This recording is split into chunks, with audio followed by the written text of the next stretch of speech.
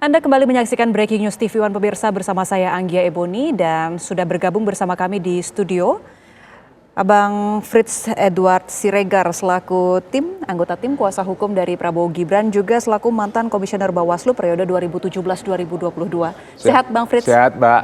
Oke, sebelum kita berbincang Bang, kita mau simak langsung jalannya persidangan saat ini yang masih berlangsung di gedung Mahkamah Konstitusi. Kita simak bersama pemirsa. Menang. Nah ini ada anomali, kira-kira faktor apa? Apakah ada signifikan dengan faktor figur atau ada faktor-faktor lainnya? Terima kasih. Baik, silakan dijawab singkat-singkat. Baik, terima kasih Yang Mulia, terima kasih atas pertanyaan-pertanyaannya. Yang pertama dari pemohon, memang secara legal formal Presiden Jokowi bukan petahana. Tapi ketika dia berpihak, ketika dia tidak netral, ketika dia memaksakan anaknya untuk menjadi cawapres, secara real politik itu adalah petahana menurut saya. Apalagi juga kemudian Prabowo Subianto adalah Menteri Pertahanannya. Jadi dalam hal ini saya lihat ketika Jokowi misalnya turun ke masyarakat membagi-bagikan bansos, ya dalam persepsi publik saya kira dia adalah bagian dari petahana. Karena itu kemudian saya kira sangat jelas bahwa kemudian ketika terjadi penurunan suara di beberapa provinsi, katakanlah misalnya di Jawa Tengah, itu karena memang tindakan Pak Jokowi untuk turun ke masyarakat, membagi-bagi bansos, tampil di hadapan rakyat, berinteraksi dengan rakyat, itu semuanya memperkuat ketokohan dari Pak Jokowi sebagai figur yang tadi saya sampaikan, figur yang populis, figur yang merakyat. Dan ketika kemudian dengan gerakan-gerakan atau mimik simbolik yang mengatakan dukunglah mungkin paslon nomor 2, saya kira preferensi pemilih akan terpengaruh ke sana. Jadi saya kira kenapa suara di lumbung nomor 3 itu turun, saya kira karena memang by design tim pemenangan 02 melalui Pak Jokowi itu memang intensif melakukan upaya-upaya turun ke masyarakat dan kemudian dia hadir, dia ingin menunjukkan bahwa Presiden peduli pada rakyat bawah dan seterusnya. Saya kira sangat signifikan bagaimana ketidaknetralan Presiden Jokowi itu pada mobilisasi dan kemudian berimplikasi pada kemenangan dari kubu 02 ya. Karena sekali lagi tadi saya katakan bahwa Presiden kita adalah orang yang sangat powerful. Secara legal formal dia kepala pemerintahan, kepala negara. Dan juga kita lihat bahwa hampir semua kekuatan politik di negeri ini, kalau itu bisa ditunjukkan di DPR, semua sudah ada pada kubu Pak Jokowi. Jadi hampir-hampir tidak ada kekuatan pengimbang atau kekuatan oposisi.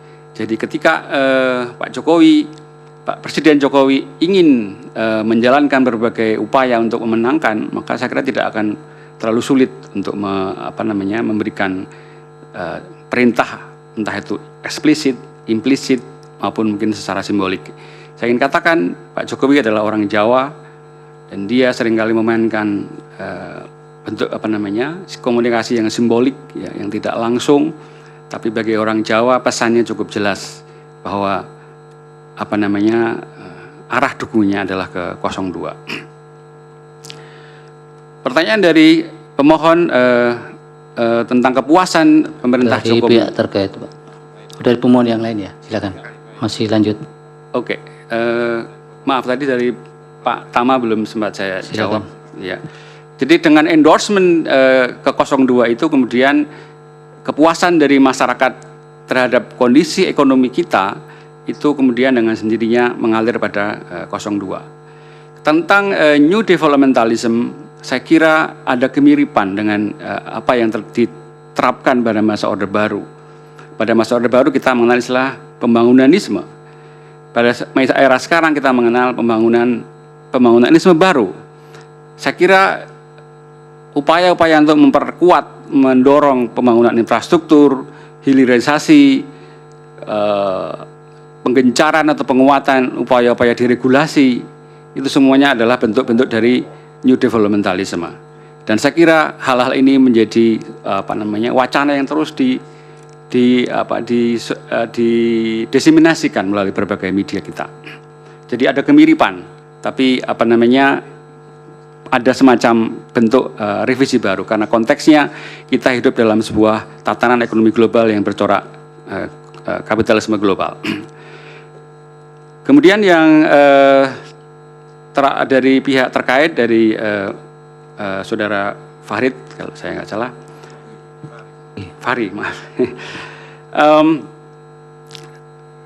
Kalau Anda bertanya mengenai apa riset yang saya lakukan, terus terang saya belum melakukan riset secara langsung dan saya sedang memulainya itu. Tapi saya tadi mendasarkan pada riset-riset yang dilakukan oleh terus terang saya mengutip dari buku-buku dari Saiful Mujani, William Liddell, dan Kusrido Ambardi yang dalam dua bukunya itu sangat jelas menggambarkan tentang pentingnya dua variabel tadi itu. Dan hasil pemilu tahun 2024 ini juga memantik banyak akademisi untuk berupaya memahami, menjelaskan kenapa kemudian kondisinya bisa seperti ini dan itu mengancam pada masa depan demokrasi kita.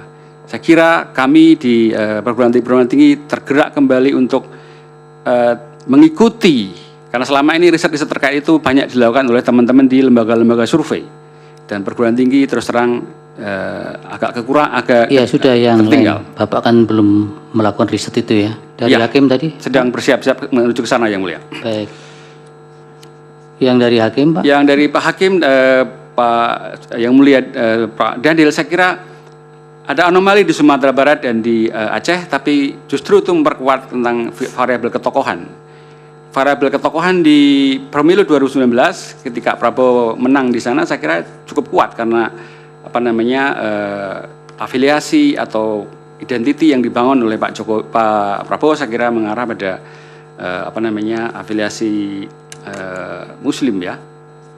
Dan dukungan karena Pak Prabowo kemudian beralih mendukung Pak Jokowi dalam pemerintahan, maka dukungan itu dialihkan kemudian ke tokoh lain. Dalam hal ini adalah pasangan nomor urut 1. Jadi pergeseran ini saya kira juga justru memperkuat variabel tentang ketokohan tadi. Jadi masyarakat tidak diam tapi juga berpikir secara kritis, seolah-olah mohon maaf ini menghukum paslon nomor 2. Karena dianggap mungkin beralih dukungan dari menuju pada Pak Jokowi yang dulu mungkin tidak dipilih tidak menang di Sumatera Barat dan di Aceh. Saya kira iya sudah cukup. Terima kasih, Yang Mulia. Terima kasih keterangannya. Mudah-mudahan bermanfaat untuk Mahkamah Konstitusi dalam mengambil putusan. Selanjutnya Pak. Ya, Yang Mulia, kami mohon dihadirkan Profesor Hamdi Muluk, ya, ahli psikologi politik dari Universitas Indonesia. Silakan, petugas Pak Hamdi Muluk.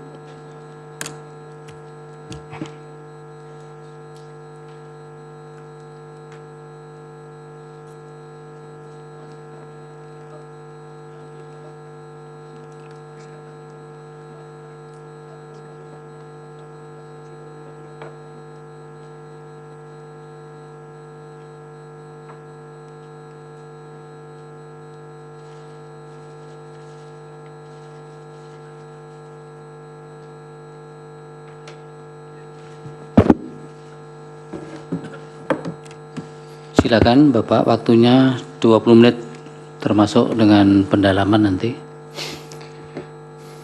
Assalamualaikum warahmatullahi wabarakatuh. Selamat pagi, salam sejahtera buat kita semua. Om Swastiastu, Namo Buddhaya, salam kebajikan, salam sehat kita semua.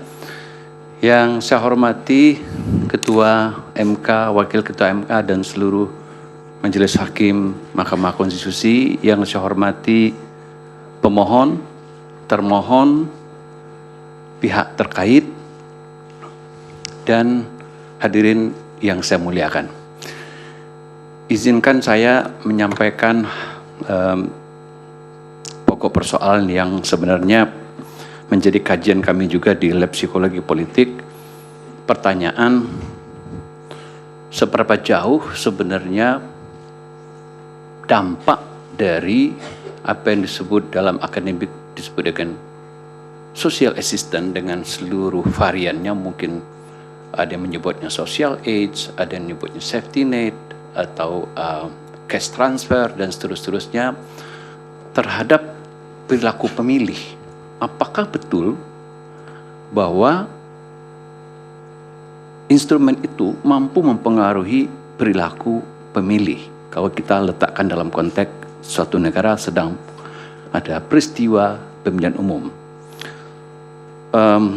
Tentu banyak studi yang bisa kita rujuk bahwa social assistance itu instrumen yang lazim dalam sebuah negara karena mungkin banyak pertimbangan seperti tadi bahwa ini bagian dari juga safety net, bagian juga dari usaha untuk mengangkat orang-orang yang kurang beruntung, mungkin salah satu dan lain sebab, dan bantuan itu diberikan untuk sebagai buffering, nah sebagai bantuan untuk mencapai tujuan welfare.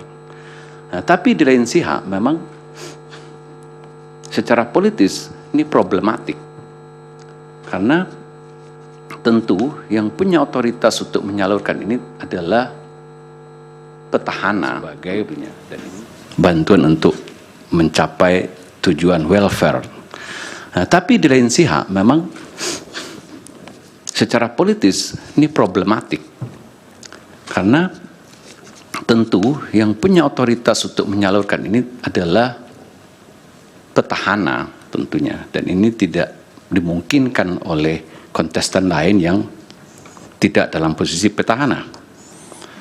Nah, banyak studi-studi memperlihatkan, terutama mungkin yang sering dikutip studi Stokes itu, bahwa yang dia memakai istilah clientelism politics, artinya bahwa instrumen dukungan yang dipakai sedemikian rupa, direkayasa sedemikian rupa, dimanipulasi sedemikian rupa untuk mempengaruhi pemilih.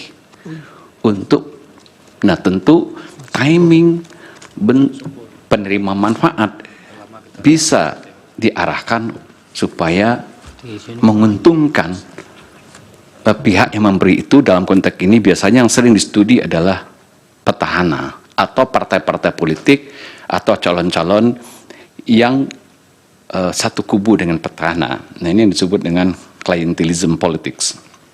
Nah sebenarnya untuk konteks 2024 ini, karena ini menjadi perbincangan hangat, memang bagus kita melakukan studi yang betul-betul komprehensif. Jadi kita kumpulkan data dalam satu titik waktu secara longitudinal, survei eksperimental, tapi itu mahal sekali. Nah kami tidak punya dana untuk itu. Ya strategi yang kami lakukan adalah melakukan apa yang sering dilakukan oleh akademisi, itu melakukan namanya meta analysis atau meta review. Apa yang disebut meta?